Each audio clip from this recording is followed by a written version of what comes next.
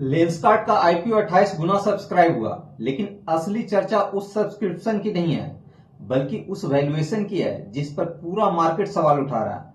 लोग बोल रहे हैं क्या ये नया अडानी केस बनने वाला है, क्योंकि लेंसकार्ट ने अपने आईपीओ के साथ 70,000 करोड़ की वैल्यू मांगी है और सोशल मीडिया पर लोग पूछ रहे हैं इतनी वैल्यू आई कैसे। 3 महीने पहले तक तो इसकी वैल्यू 8 गुना कम थी। आज हम समझेंगे कि इस आईपीओ में असल कहानी क्या है, लेंसकार्ट का बिजनेस मॉडल कितना मजबूत है और क्या ये ओवर वैल्यूड कंपनी आने वाले टाइम में किसी झटके का कारण बन सकती है। तो चलिए करते हैं वीडियो की शुरुआत। देखिए, हर आईपीओ के साथ एक सपना होता है, तेजी से पैसा बढ़ाने का। लेंसकार्ट का आईपीओ भी कुछ वैसा ही है। एक्चुअली आईपीओ आने से पहले तक किसी भी कंपनी में कई हजार करोड़ रुपए लग चुके होते हैं और इस कंपनी को यहां तक खड़ा करने में काफी लॉसेज भी होते हैं और यह लॉसेज होते हैं इन्वेस्टर के। लेकिन जब एक बार कंपनी बन जाती है तब वहां से प्रॉफिट निकलता है। अब लेंसकार्ट के इन्वेस्टर भी यही चाहते हैं कि जो उन्होंने इन्वेस्ट किया है उसमें से उनकी कमाई हो। डे 1 में ही फुली सब्सक्राइब, 4 नवंबर तक 28 गुना सब्सक्राइब। लेकिन सवाल यहीं से शुरू हुए। लोग पूछ रहे हैं क्या ये लिस्टिंग प्राइस से नीचे जाएगी, क्या ये ओवर प्राइस्ड है और क्या सेबी को समझ नहीं आया कि वैल्यूएशन इतनी ऊंची क्यों रखी गई। कुछ लोग सोशल मीडिया पर यहां तक बोल रहे हैं कि सेबी के अंदर ही कोई खेल चल रहा है, मतलब भ्रष्टाचार की गंध तक उठने लगी है। लेंसकार्ट की चर्चा करने से पहले बात करते हैं लेंसकार्ट के बिजनेस की। भारत में चश्मे का बाजार पहले बहुत अनऑर्गेनाइज था। हर गली में अपनी लोकल दुकान, अपने डॉक्टर। लेंसकार्ट ने उसी को ऑर्गेनाइज करने का मिशन लिया। इन्होंने चश्मे को सिर्फ हेल्थ प्रोडक्ट नहीं, एक स्टाइल बना दिया और ऑनलाइन टेक्नोलॉजी के साथ वेबसाइट और ऐप के जरिए अपने बिजनेस को तेजी से बढ़ाया। इनका चेहरा शार्क टैंक से मशहूर हुआ। वही पीयूष बंसल जो शार्क टैंक में हर उद्यमी से पूछते हैं इतना वैल्यू किस आधार पर मांग रहे हो, आज वही सवाल जनता उनसे पूछ रही है, भाई अब तुम बताओ इतनी वैल्यू किस आधार पर मांग रहे हो।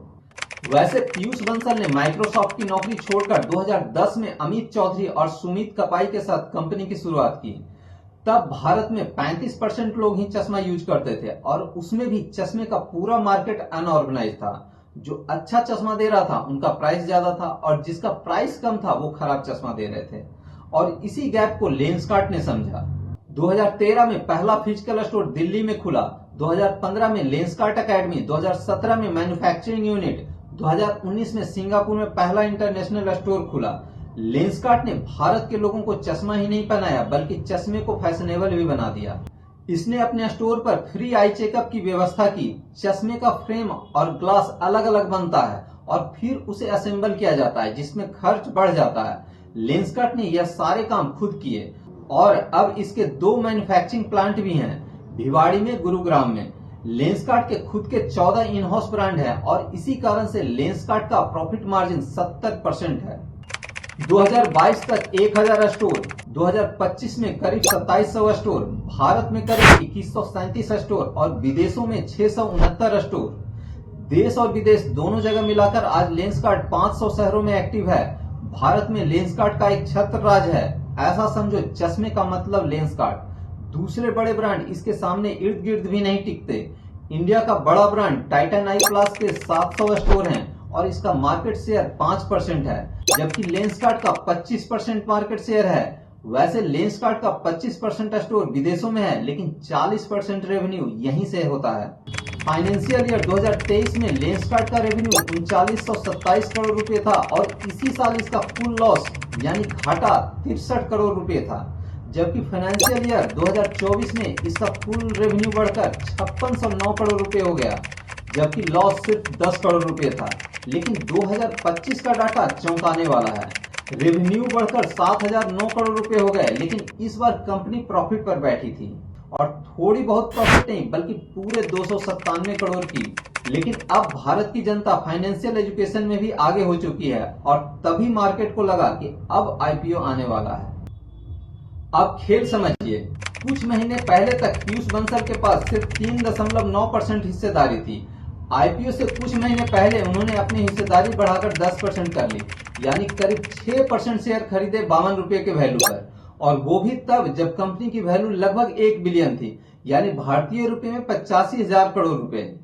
और इन शेयर को खरीदने के लिए पीयूष बंसल ने 200 करोड़ का लोन लिया, लेकिन जब आईपीओ आया उसी कंपनी को 8 बिलियन यानी 70,000 करोड़ रुपए की वैल्यूएशन दे दी गई। अब जनता पूछ रही है भाई 4 महीने में वैल्यू 8 गुना कैसे बढ़ गई, ये प्राइस इतना हाई कैसे। इतना ही नहीं, जितना शेयर इन्होंने हाल फिलहाल में खरीदा है करीब आधा शेयर इस आईपीओ में वह सेल कर रहे हैं, यानी कंपनी के फाउंडर पीयूष बंसल इस आईपीओ में अपनी कमाई भी कर लेना चाहते हैं।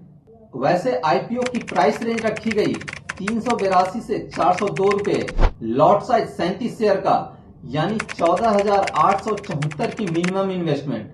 4 नवंबर को आईपीओ बंद हो गया, आईपीओ 28 गुना सब्सक्राइब हो चुका है और 10 नवंबर को लिस्ट होगा।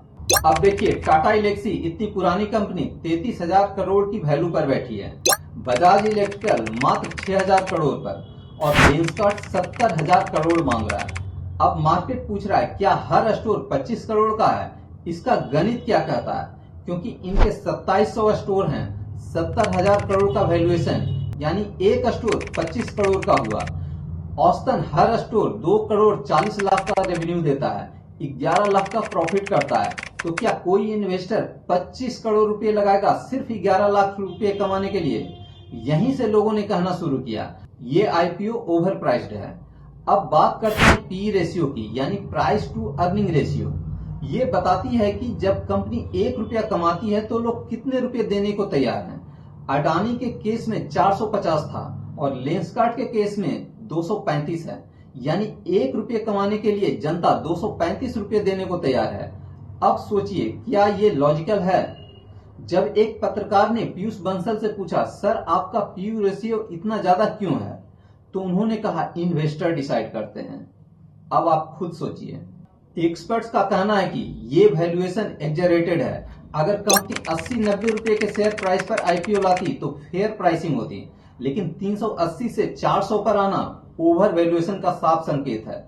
हालांकि कुछ एक्सपर्ट ये भी मानते हैं कि क्योंकि 90% बाजार अभी भी अनऑर्गेनाइज्ड है तो लेंसकार्ट को भविष्य में बड़ा फायदा हो सकता है, मतलब रिस्क भी है, स्कोप भी है। अदानी भी ओवर प्राइस था, लेकिन देखो आज वह सक्सेसफुल कंपनी है। अब सवाल यह है कि क्या आपको इस आईपीओ में पैसा लगाना चाहिए?